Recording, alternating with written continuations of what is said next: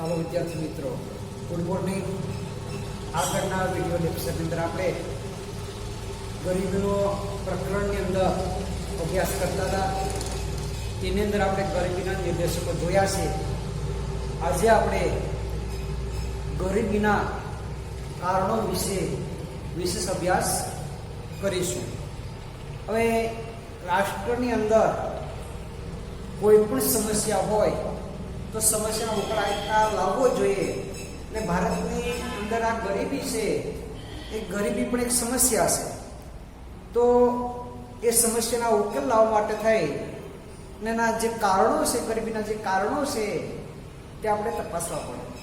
હવે ગરીબીના કારણો અંદર આપણે જોઈએ તો 4 પ્રકારના કારણો છે.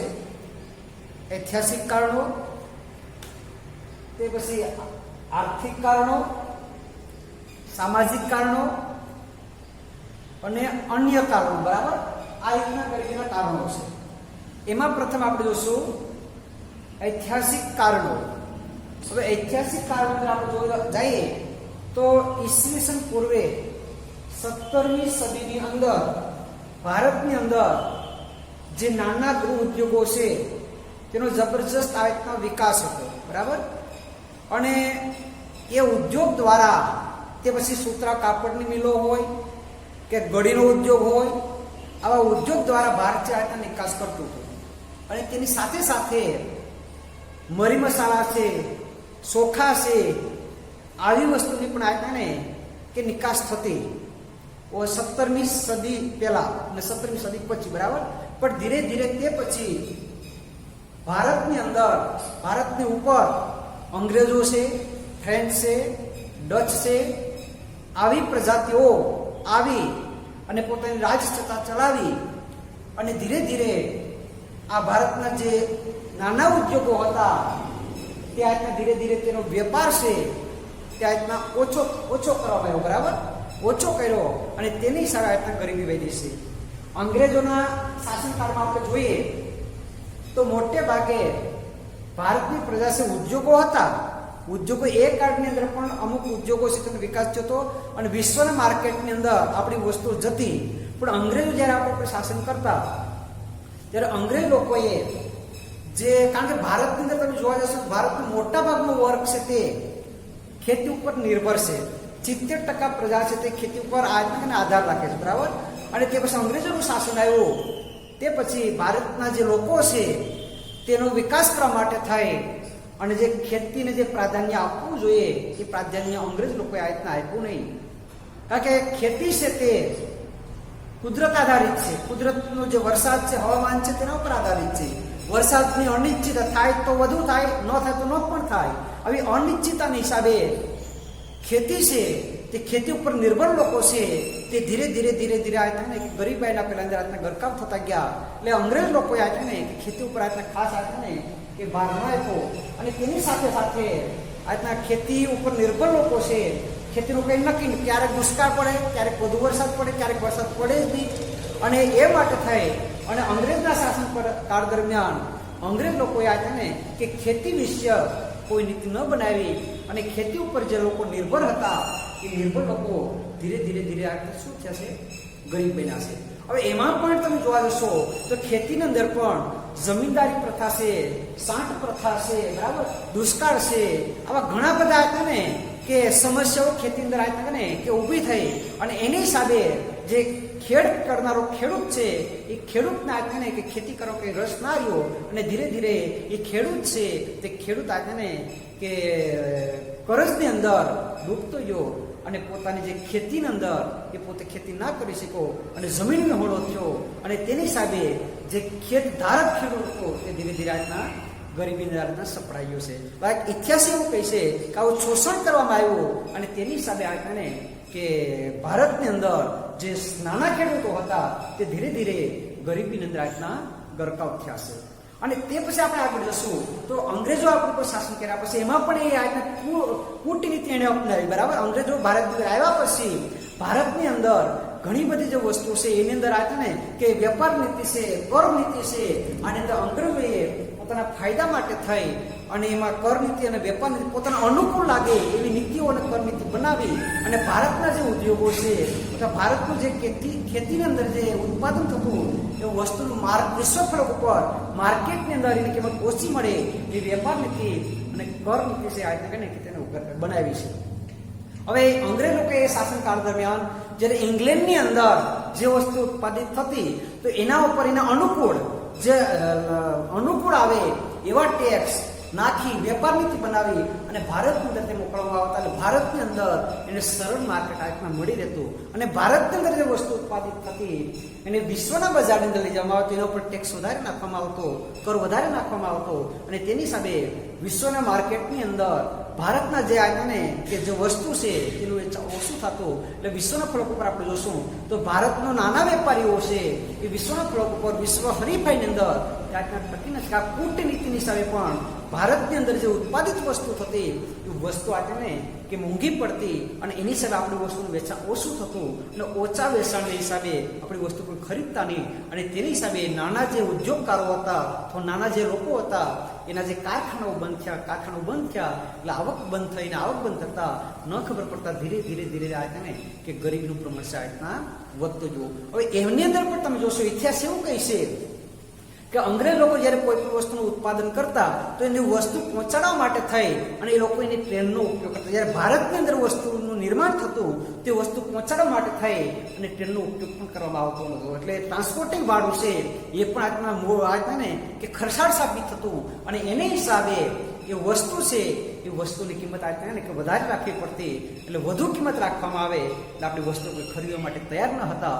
નામ ધીરે ધીરે એની કૂટનીતિ હતી, બરાબર. ઇતિહાસની તમે જોશો એની કૂટનીતિ હતી કે ધીરે ધીરે ભારતની વસ્તુ વેચાવી ના જોઈએ ના ઈરાદા માટે થઈ અને વેપાર નીતિ કર નીતિ છે એ ભારતની વિરોધમાં બનાવ્યા છે અને પોતાને ફાયદો થાય એવી વેપાર નીતિને અપનાવી છે. એટલે પાછળનો હેતુ એક હતો કે ભારતના ઉદ્યોગો છે તે પડી ભાંગવા જોઈએ અને અક્ષરશઃ એ ઉદ્યોગો છે ધીરે ધીરે આજે કે પડી ભાંગા.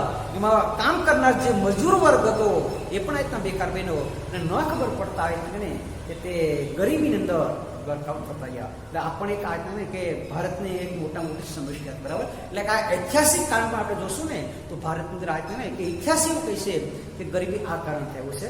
પછી બીજું કારણ આવશે, બરાબર. બીજું કારણ એ આવશે ગ્રામીણ ગરીબી, બરાબર. ગ્રામીણ ગરીબીમાં ઐતિહાસિક ગરીબી આપણે જોયું. પછી ગ્રામીણ ગરીબીની અંદર આપણે જોઈએ તો જે ભારતની અંદર જનસંખ્યા છે આજના કે ઘણી બધી છે, વસ્તી વૃદ્ધિ દર બહુ વધારે છે અને મોટા ભાગની પ્રજા છે તે આજે ભારતની મોટા ભાગની પ્રજા 70% લોકો છે તે ગ્રામ્ય મથકની અંદર વસવાટ કરે છે. હવે ગ્રામ્ય મથકની અંદર જે વસવાટ કરે છે એનો મુખ્યત્વે આવકનો સ્ત્રોત કયો છે તો કે ખેતી છે. મોટા ભાગની પ્રજા છે તે ખેતી ઉપર નિર્ભર છે. હવે ખેતી ઉપર નિર્ભર છે તો ખેતી છે કુદરત ઉપર એટલે કુદરતી પરિબળો એટલે કે હવામાન છે, વરસાદ છે, એના ઉપર આધારિત છે. જો વાવેતર કરવામાં આવે અને સમયે વરસાદ થાય તો ખેડૂતનું સારું ઉત્પાદન થાય અને વાવેતર કર્યા પછી વરસાદ ન થાય અથવા વધુ થાય તો પણ આ રીતના નુકસાન થશે.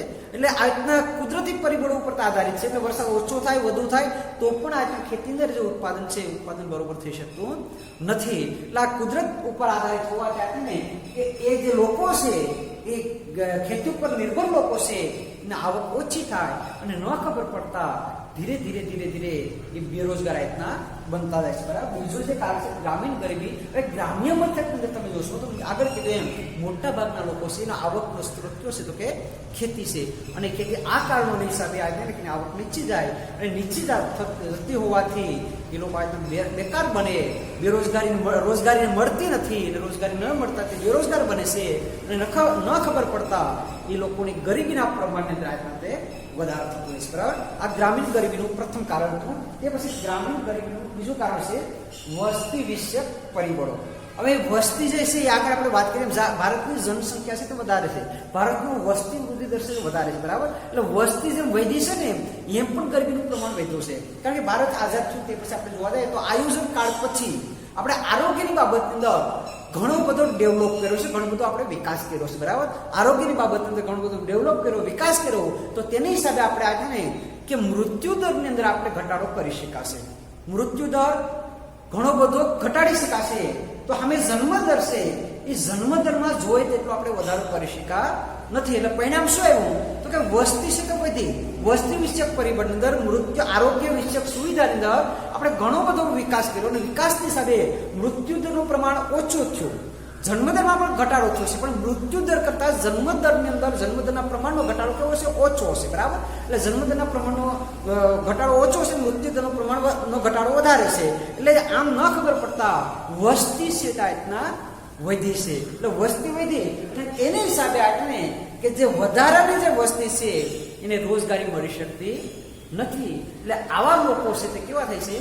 બેરોજગાર. સામે શ્રમનો પુરવઠો વધ્યો, શ્રમનો પુરવઠો વધ્યો તો સામે એને જે રોજગારી મળવી જોઈએ એ રોજગારી મળી શકી નથી. આજે આપણા ભારતની વાત કરીએ તો આજે ભારતની અંદર આજે શ્રમનો પુરવઠો છે એ વધારે થાય છે, વધે છે અને શ્રમના પુરવઠાની સામે સામે જે રોજગારી મળવી જોઈએ ને એવી કોઈ પણ આપણને કે ગવર્મેન્ટે યોજનાઓ બનાવવામાં આવી નથી. અને રોજગારનું પ્રમાણ દિન કૂદકે ને પ્રતિદિન કૂદકે આજને કે તે વધતું જાય છે અને ન ખબર પડતા ધીરે ધીરે આજને કે ગરીબીના પ્રમાણની જાતના વધારો થાય છે.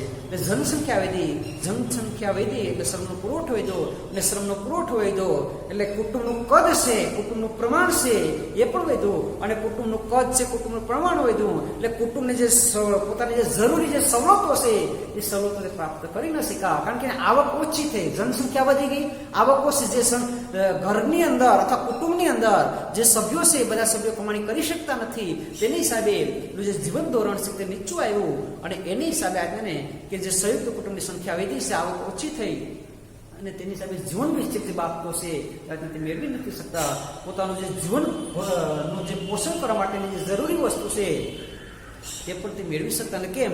તો કે વસ્તી વધારે છે. એટલે વસ્તી વિષયક પરિબળની હિસાબે પણ ધીરે ધીરે કુટુંબોની સંખ્યા વધી, એની આવક ઓછી થઈ અને ધીરે એના ગરીબીના પ્રમાણની અંદર પણ આજના તે વધારો થતો ગયો. એટલે આ બે ટોટલ 4 આઈટમ કે ને કે ગરીબીના કારણો છે. એમાં પ્રથમ આપણે જોયું ઐતિહાસિક કારણ, બીજા આપણે જોયું ગ્રામીણ ગરીબીના કારણો. બરાબર? આ બે. પછી 3 આર્થિક કારણો, આર્થિક બાબતે પણ ગરીબી છે. તે પછી આવશે સામાજિક કારણો અને 5મું આવશે અન્ય કારણોની હિસાબે પણ આજના ગરીબી વધી શકે. એમાં આપણે આ પ્રથમ અને બીજું જે 2 કારણો છે, ઐતિહાસિક કારણો અને ગ્રામીણ ગરીબીના કારણો છે તે આપણે તપાસવા નેક્સ્ટ પીરિયડની અંદર આપણે કે આર્થિક કારણો છે એ આપણે તપાસવાનો અથવા સમજવાનો પ્રયત્ન કરીશું. Okay, thank you.